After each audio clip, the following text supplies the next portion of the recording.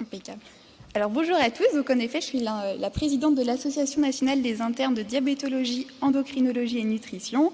Je tiens à remercier vivement la SFD de nous permettre d'animer et de participer à ce symposium transgénérationnel et de pouvoir aussi présenter notre application faite en partenariat avec 360 Médic qui s'appelle Les indispensables en diabétologie.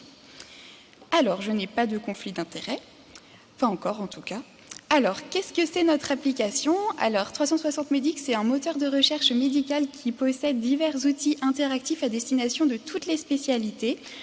Nous, on a voulu créer une application qui s'adresse aux jeunes internes de diabétologie, aux internes de médecine interne, de médecine générale, de gériatrie, bref, toutes les spécialités qui peuvent s'occuper de nos patients diabétiques. On sait que la diabétologie, ça peut être un petit peu obscur pour les autres spécialités, donc on a voulu leur simplifier les choses avec des outils interactifs. On a donc une application qui reprend les essentiels en diabétologie, la diabétologie en gynécologie avec des choix de contraception pour la patiente diabétique et un outil de dépistage et de diagnostic de diabète gestationnel, des fiches de prise en charge des complications du diabète, des fiches Vidal sur les traitements du diabète et quelques fiches sur les urgences en diabétologie. Alors, pour illustrer mon propos, j'ai préparé 2 petits cas cliniques qui sont très faciles. Donc, on a Monsieur Simpo, chez qui vous avez découvert un diabète de type 2, enfin, a priori en tout cas, chez qui vous avez expliqué les différentes modifications thérapeutiques du mode de vie qu'il fallait appliquer, et chez qui vous avez introduit de la metformine 1 gramme matin et soir. Vous le revoyez 3 mois plus tard, et il est toujours déséquilibré. Comme vous êtes un tout jeune interne ou une toute jeune interne de diabétologie et que vous n'avez pas encore appris par cœur toutes les recommandations de la SFD, vous sortez votre application.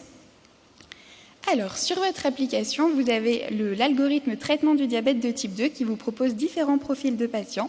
Nous, M. Simpo, il a moins de 75 ans avec un IMC inférieur à 30, donc c'est facile à choisir. Et vous avez les différentes bithérapies de première intention correspondantes aux recommandations de la SFD. Si c'est insuffisant, vous allez pouvoir demander une intensification du traitement avec une des trithérapies qui est là aussi selon les différentes recommandations de la SFD. Si c'est toujours insuffisant, vous connaissez la suite, il va falloir commencer à introduire une insuline lente. Vous pouvez retrouver les différents antidiabétiques oraux et les différentes insulines sur l'onglet traitement du diabète et ça vous redirige vers les différentes fiches Vidal. Donc très pratique si on ne se souvient plus des seuils de DFG pour introduire la metformine par exemple. Un autre petit cas clinique, donc c'est une patiente, Madame Diab, elle est enceinte de 10 semaines d'aménorrhée et elle a très peur d'avoir un diabète gestationnel parce que sa maman a un diabète de type 2.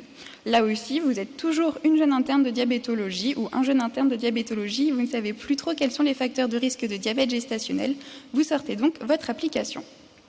Sur votre application, vous allez dans diabétologie en gynéco, vous avez le dépistage du diabète gestationnel avec les différents facteurs de risque qui sont ressentés. Nous, notre patiente, elle a un antécédent personnel de diabète de type 2 au 1er degré. Elle a donc un facteur de risque. L'application vous conseille de faire une glycémie à jeun au 1er trimestre, comme les recommandations le recommandent. Ici, elle a une glycémie à jeun qui est inférieure à 0,92. Donc, il va falloir effectuer une HGPO entre 24 et 28 semaines d'aménorrhée. On a les résultats de l'HGPO qui sont en faveur d'un diabète gestationnel. Dans l'application, vous allez aussi avoir des fiches qui vont surtout être à destination des internes aux urgences et des médecins urgentistes, des fiches de prise en charge de l'hypoglycémie sévère et non sévère, des fiches de prise en charge de l'acidocétose et aussi des fiches, ça c'est plutôt pour nous les internes de diabétologie, des fiches récapitulatives des complications du diabète. Vous allez aussi avoir par exemple des algorithmes d'aide à la stratification du risque cardiovasculaire de votre patient, des algorithmes pour le dépistage de la rétinopathie diabétique. Donc voilà, c'est des petits aides-mémoire qui seront toujours très pratiques. Donc n'hésitez pas à télécharger l'application, c'est gratuit et vous trouverez de nombreux outils pour la diabéto, mais aussi pour les autres spécialités. Merci beaucoup.